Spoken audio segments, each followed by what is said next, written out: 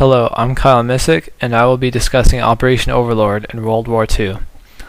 In 1943, the Nazi army heavily fortified the coast along northern Europe. This was known as the Atlantic Wall. The Nazis were focused on fighting the Russians to the east of Germany, and their main objective during this time was to capture and control all of Russia. The Allied forces, predominantly Britain and the USA, needed to break through the Atlantic Wall and create a war on two fronts, one from the west and one from the east. Operation Overlord was birthed into existence. The Allied forces chose the beaches of Normandy as the best possible point of entry on one concentrated attack. The closest point of entry would have been across the Strait of Dover to attack the city of Calais. Both the Germans and Allies knew this. Operation Bodyguard was implemented under this knowledge. Operation Bodyguard was an espionage and decoy effort to fool Adolf Hitler into thinking a full-out invasion was going to happen across the Strait of Dover. The Allies employed double and triple spy agents to provide misleading information to German military, and messages were sent to important officials stating that an army was being assembled in the city of Dover. The Allies began constructing this fake army, using air-filled balloon replicas of tanks, jeeps, and planes. They pulled General Patton from the front line in Italy to head this fake army for one key reason. The ploy would only be fully pulled off if a real general was at the head of it, and Adolf Hitler had supreme respect for General Patton.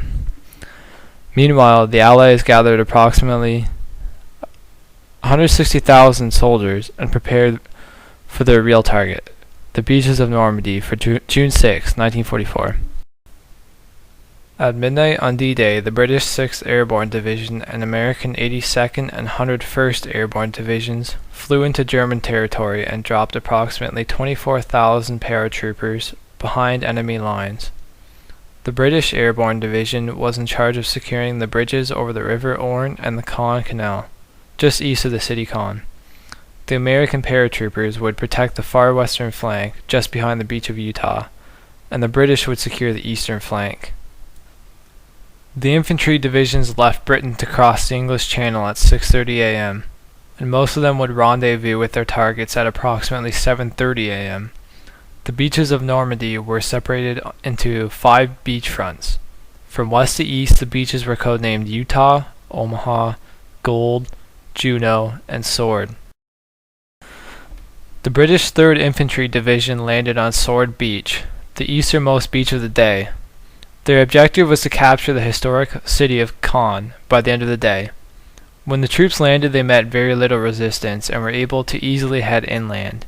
The 3rd Infantry Division met with the 6th Airborne Division east of the city and set up a foothold on high ground, both to protect its eastern flank and to launch an offensive on the city.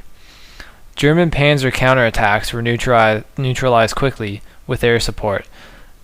At the end of the day, 28,845 men crossed Sword Beach into enemy territory with only 683 casualties. The British now awaited Canadian support from the west at Juno Beach. The Canadian 3rd Division landed on Juno Beach at 7:25 a.m. and fought heavy resistance from the German military. Mines and intense machine gun fire led to 900 casualties and wounded men. Eventually, the Canadians broke through the beach defenses and advanced into France to capture their objective. The Canadian Infantry Division was responsible for capturing the German airfield at Carpiquet.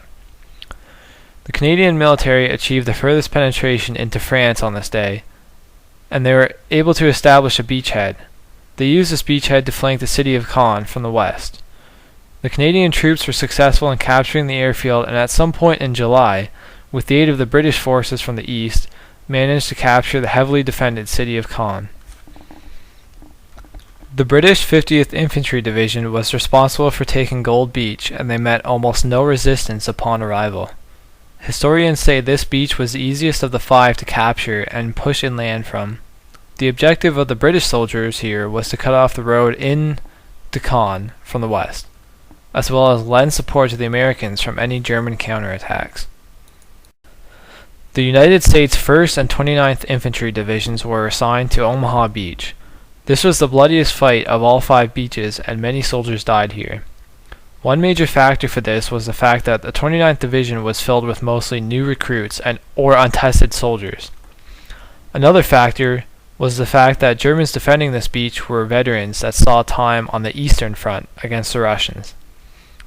The initial waves of American soldiers were mowed down by machine gun nests and artillery. Over the course of the day, however, the survivors managed to find penetration in two isolated German defenses, and with support from troops flanking inland, they managed to achieve mixed results. By the end of D-Day, the Americans had penetrated inland from Omaha Beach, but have yet to still accomplish their original objective of defeating the German defense at the beach. Over the next few days, however, they would defeat the German soldiers and link up with the other beachheads to form a cohesive Allied front. The United States 4th Infantry Division was responsible for storming Utah Beach, which was on the far western flank of the attack. When the infantry division landed on the shore, there was very little resistance, and within hours they made their way inland to meet the airborne divisions that had dropped earlier. The main objective of the 4th Infantry Division was to capture the port of Cherbourg. The secondary objective was to cover the western flank of the Allied forces and neutralize any German resistance. The effects of D-Day took complete hold a few weeks later when all objectives were accomplished. The Germans sent heavy reinforcements in the form of Panzer tank divisions to contest the Allied forces on D-Day, and because of this fierce fighting raged on for a few weeks. When all said and done, the Allied forces managed to set up a connected front line in the north of France. They captured the city of Caen, controlled an airfield as well as a port on the west. They were able to bring in soldiers and supplies in order to sustain a war on the western front. The Americans traveled south inland. The Canadian and British covered central and northern areas of France, and they advanced towards Berlin, eventually defeating Hitler. Operation Overlord was the single most important effort of the war, and led to the defeat of the Nazis.